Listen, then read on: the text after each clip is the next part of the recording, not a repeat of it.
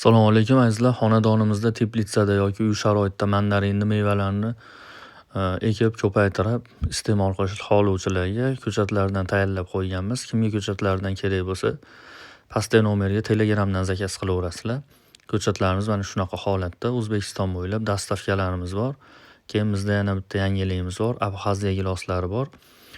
Bularni mevalari juda ham shirin bo'ladi. Buyrak toshlarni tushirib, zreniyani ko'taradi. Qishda bargini to'kmaydi, yam-yashil holatda bo'ladi.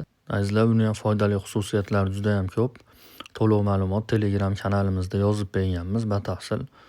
Hop, bularning ko'chatlariga kelsak, ko'chatlari qizil skochliklari 3 yoshli ko'chatlar bular hammasi. Hop, ba'zi ko'k skochliklar hammasi 2 yoshli ko'chatlar bo'ladi.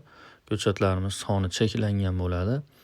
Hop, bular 5 yilda mevaga kiradi, bular 4 yillik ko'chatlar. Keyingi yildan meva solishni boshlaydi. Mevalarni postini xohlang archiving, xohlang butunicha shunday yesangiz bo'laveradi. Hop. Pastdagi raqamga Telegramdan yozsalaring, bundan ham noyob o'simliklar kanalimiz bor, sizlar qo'shib qo'yamiz. Direktdan bizga yozaveringlar.